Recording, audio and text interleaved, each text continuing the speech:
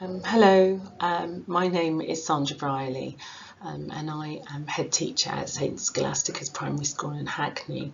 I'm just speaking to you today about a group that I am part of, which is the Racial Justice and Equality and Diversity group that is working within the diocese. After the events of George Floyd's murder, many organisations put together similar groups in order to tackle these important issues. And so the RJED party was formed not long after this, and it's made up of senior leaders from both primary and secondary schools, diocesan advisors, from the education team.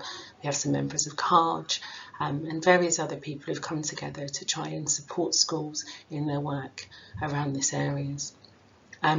We created an action plan. It feels like quite a long time ago now. We created an action plan. From the action plan, various subgroups were formed, and we were looking at specific areas. I was tasked with looking at a proposed policy for racial justice and equality and diversity that can be used in our schools across the diocese. So I'm working on the policy currently, but I wanted just to take a few minutes to share the structure with you, and it will be widely available to schools very soon. The policy from the structure really stems from some work I did initially with Andy English and Nancy Connerboy around the mission statement and vision statement, and I think that has been widely shared now.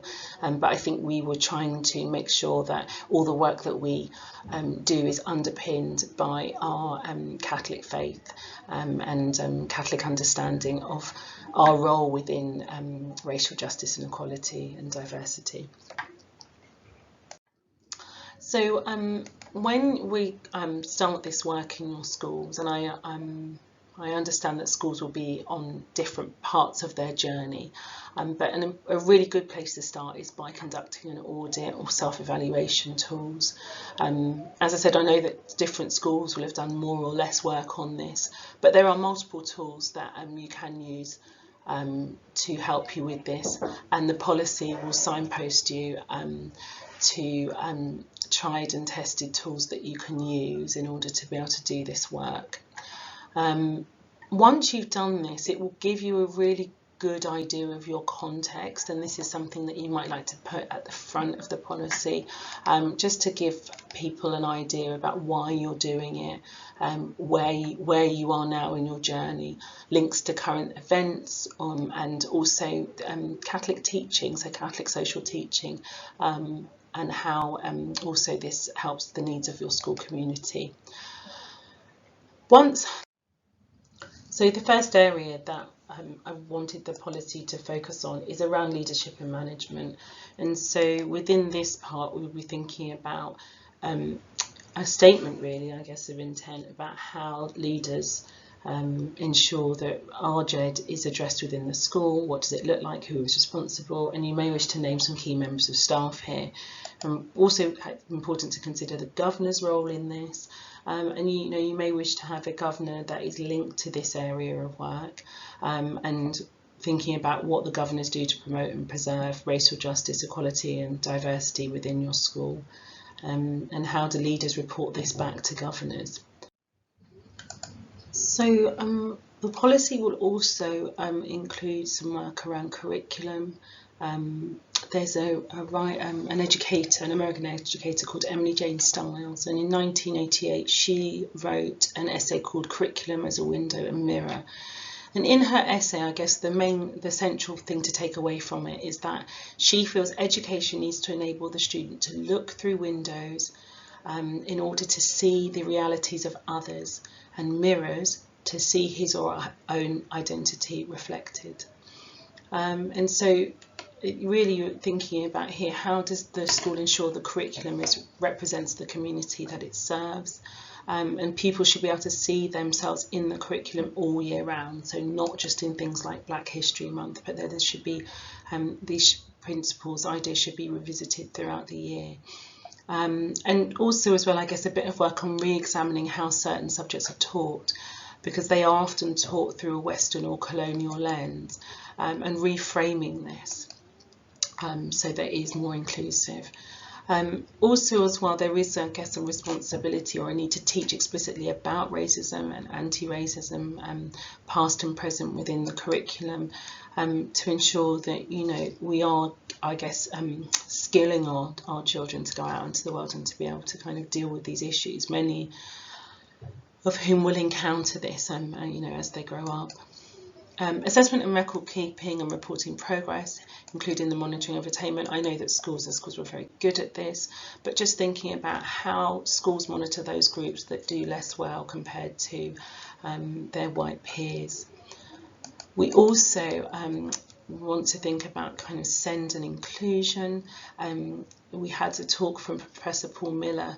I think he's spoken a couple of times for the diocese, and just thinking about how children of ethnic minorities, you know, fit within the SEND and inclusion, you know, how they fit within it, and how, you know, are they overrepresented, are they underrepresented, and making sure that provision is made for them. Also wanted to think about the following areas that you can see up on the screen. So for example, mental health and well-being, thinking about understanding the needs of Black and ethnic minority pupils and parents. Evidence shows that marginalised groups such as these are at greater risk of developing mental health problems, and what we can do to understand cultural nuances and difficulties and barriers that people from ethnic minorities may face. Another important area, I think, is about representation, so improving diversity and representation across the curriculum. So thinking about your school's approach to imagery that you use, the resources, you know, literature, authors, and the main characters that are features. Is there an opportunity to look at more spoken word poetry and urban artists? And thinking about, you know, the visitings, the pupils that you have to visit and speak to your pupils.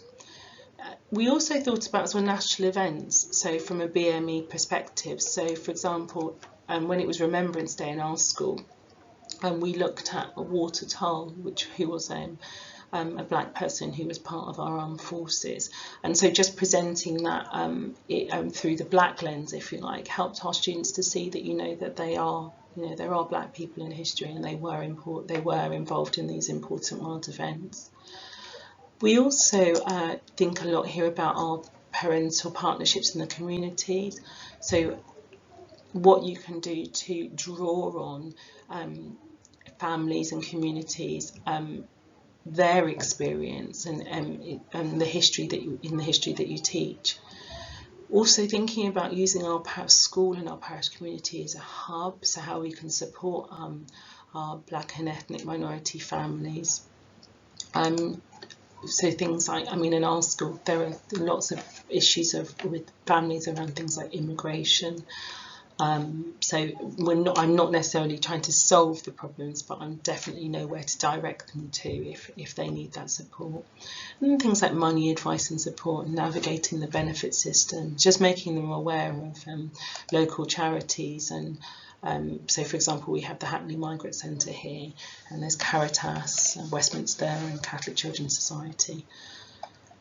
And also then as well, just thinking about how we communicate with our parents, especially those who have English as an additional language, and what we can do in our communications to make sure that they are able to, you know, understand those really important messages and you know, deadlines and things like that. We also wanted to think about the links with other policies and making sure that our policies, things like, I don't know, the admissions policy, for example, is it easily accessible? Is it easy to understand? And you know, those difficulties that people have around, you know, submitting paperwork and things like that. And then also on there, I was thinking just about the behaviour and maybe your school uniform policy as well. And then lastly, there will be a kind of appendices, and that will have lots of useful information, links to audits and resources and organisations. that it can be accessed in order to further support. And I know that some members of the Working Party are also working on a strategy document as well, and that will have a lot of information about where you can go and things you can do to carry on this important work. So this put this together just to really let schools know that this is kind of what we've been working on and the direction that we're going in. But obviously we are open to suggestions as well. So I've left my contact details with Elaine. So if you did wish to reach out or make any suggestions, I'd love to hear them. So thank you for listening, and have a good rest of your day.